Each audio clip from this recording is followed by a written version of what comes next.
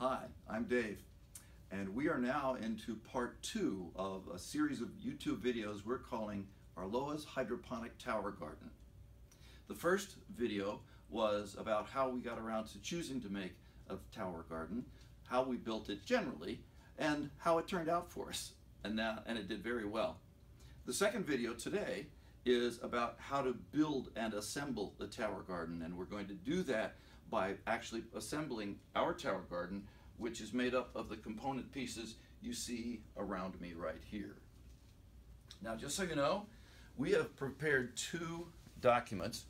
One is the Hydroponics Tower Garden construction information with a full materials list and then step-by-step instructions, I can't get the pages apart, of how to build the tower garden in all the details. The second document is how to assemble the tower garden. Both have pictures. For the first document, the pictures are on the last few pages of pictures of details, and on the assembly, the pictures are mixed in throughout the text. To get these documents, all you have to do is send an email to arloastowergarden@yahoo.com, and we will attach and send back to you the PDF files that you can print out and use to build your own tower garden. So let's get started. We begin with a dolly here at the bottom, and we built ours as a good solid one because you're talking about a tub that can handle 30 gallons of water at 8 pounds a gallon. That gets pretty heavy. We built it with exterior 2x4 timbers at the bottom and good 3-inch casters with rubber wheels. I recommend you use large casters like these, not the little tiny ones, because if you're trying to move your tower garden around on a deck or a patio, the little casters aren't going to do you much good. We have ours on our deck, and we moved it around several times last summer, and these wheels worked out just fine. The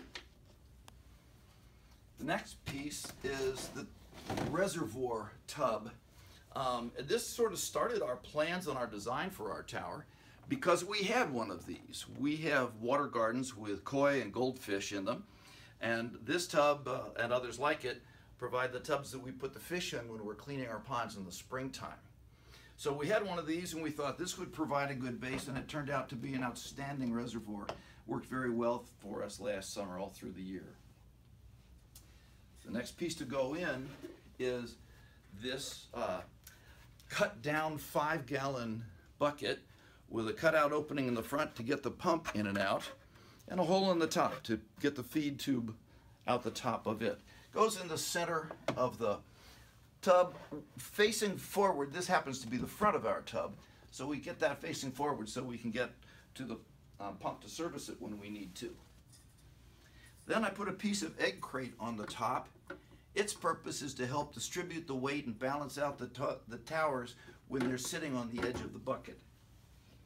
And a scrap piece of the Schedule 30 drain water vent pipe that we use on our tubes to provide us additional support for the center of the top. The top is made out of 1/2-inch PVC sheet. From Home Depot. It comes in 4x8 sheets, and it could be used actually for the top of your dolly as well. We happen to have plywood on our dolly, but you could use this as well. By the time you've bought this 4x8 sheet, you can get both discs out of that, plus material to make these braces for the top, to stabilize the top. The PVC cuts easily. It's kind of softish, which is nice, but it also means it's pretty flexible, and if there's too much weight on the top, it'll sag. You want to put braces underneath to keep it solid. I cut the holes for our grow tubes with a hole saw, and one tip I learned in the process of doing this is run your hole saw backward. The teeth on my hole saw had such a sharp bite to them that it tended to throw the material around and throw me around in the workshop when I was cutting them.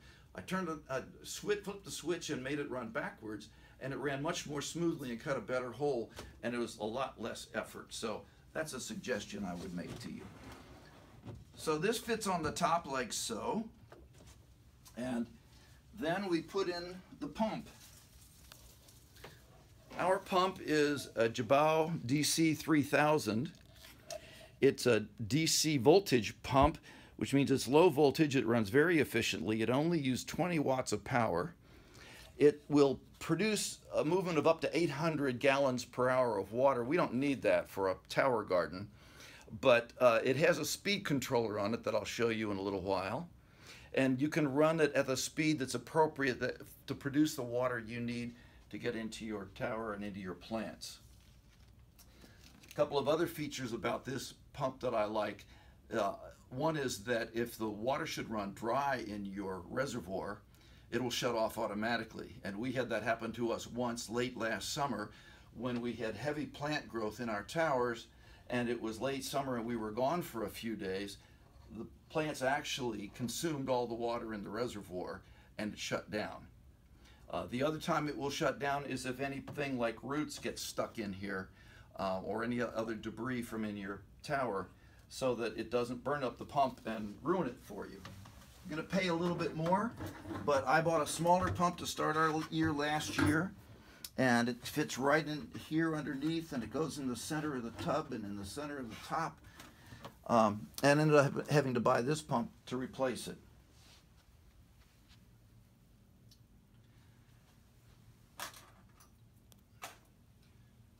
We hold the top in place using eye bolts.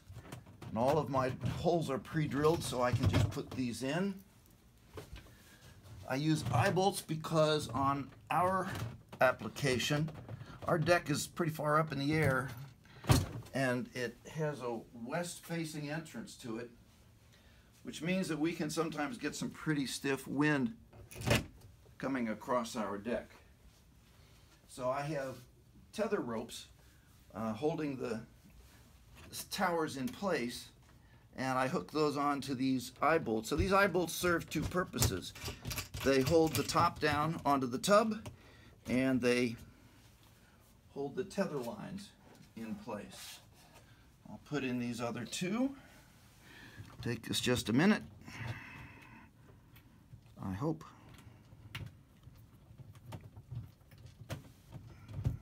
Okay, that one's snugged. And then just one more.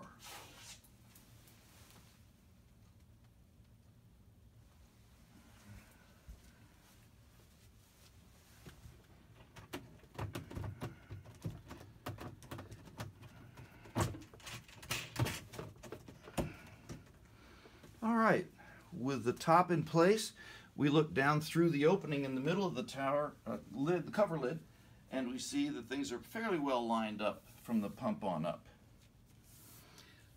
Next, we need the feed tube. This is the tube that carries the water from the pump, which attaches at the bottom, all the way up into this distributor at the top. This is one of the detailed, kind of tricky parts of the assembly because this is a totally customized piece.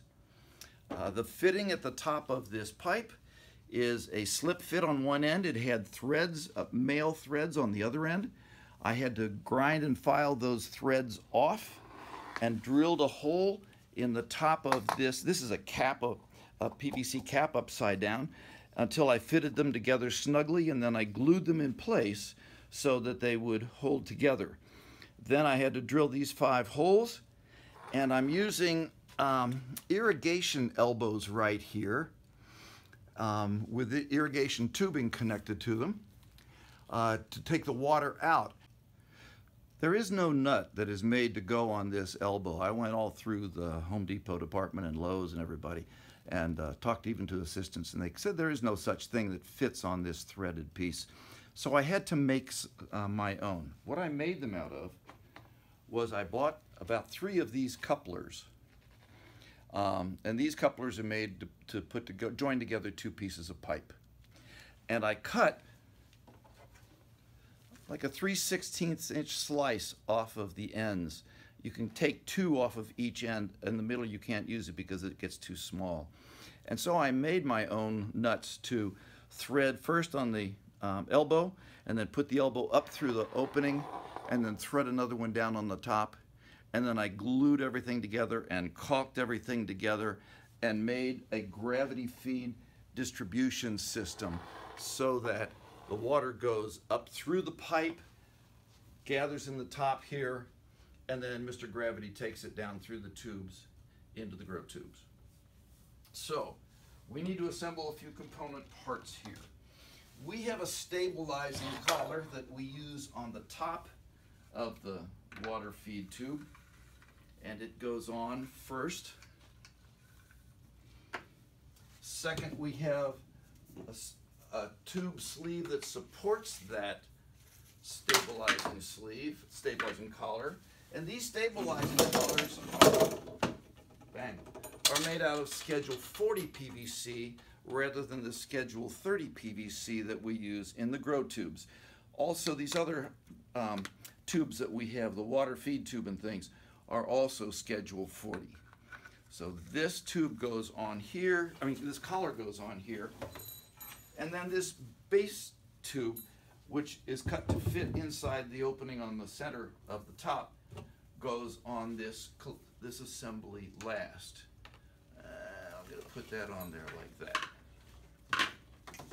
With those all put together, we then feed it down through the center of the top and the stabilizing bucket and into the vicinity of the pump. At this point, it helps to have two people if you can. One to reach down and do what I'm doing now, and the other to help guide the tube on top. But if that's not possible, you can do it this way. Because what I'm doing is I'm making sure that the feed tube is snugged into the pump attachment. Okay, that's not straight, but it will become straight. We have these three lines we use to tether the top in place. And so we take the two that are single, that is single from here all the way down, and we put those in the eye bolts. Second one. On the back, we had to make a little harness like a yoke. Take a piece of rope and bring it around and tie it so it'll fit around the tube, and then bring it down to attach to the top. Simply because since you have 5 tubes and 3 ropes evenly distributed, that back tube had to be in the middle of where the rope needed to go, so we had to make space for it. The eye bolts around these collars are made to hold the tubes in place and stabilize them so that the tower stays snugly together.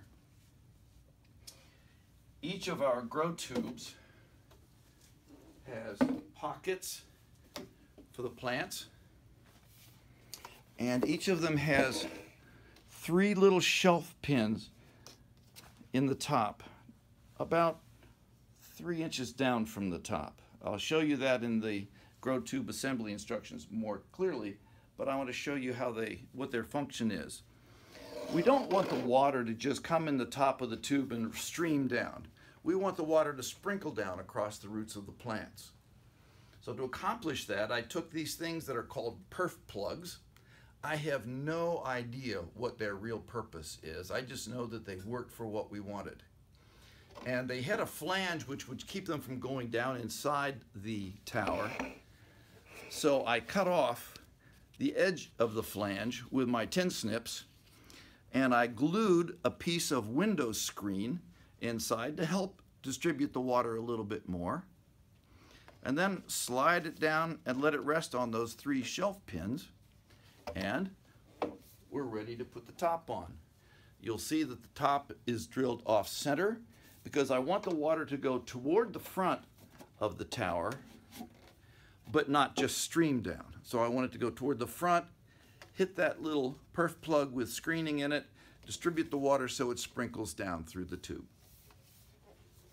So let's start putting this rascal together. We have 5 tubes to put in place, and you can see that they're going to go down in there, and each one is going to sit right on the egg crate material. Put them down in, And then we can put the ropes over the top. Here comes the third one. This is the one in the back that goes through that little harness I mentioned, the yoke of extra rope there.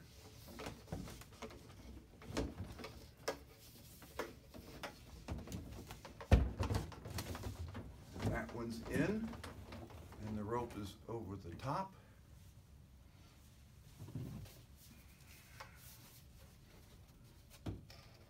Here is the fourth one. Going down in. And I'll attach that rope last. And then here is the fifth tube. I have to loosen up the rope around it a little bit. There is room for us to work here. There we go.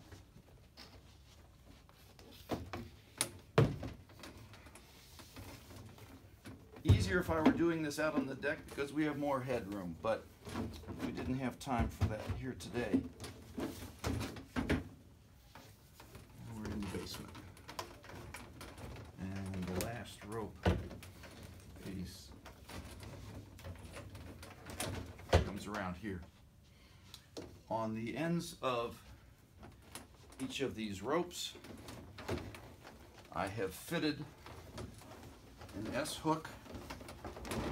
Snug these together. Snug these together. And I got it tight enough I have to use the pliers on the S-hook to come around and hook it into the eye bolt right there. Which reminds me about metal pieces on the tower. I strongly urge you to buy nothing but stainless steel. I built our tower last year using zinc parts. They all corroded and rusted by the end of the season, so I have now replaced them with brand new stainless steel component parts, and I think those should do very well for us through this growing season.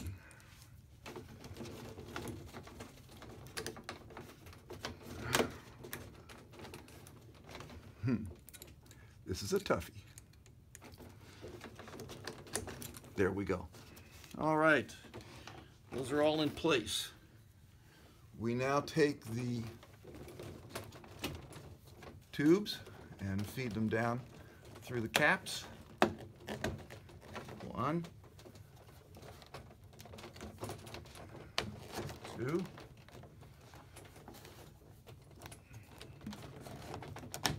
3,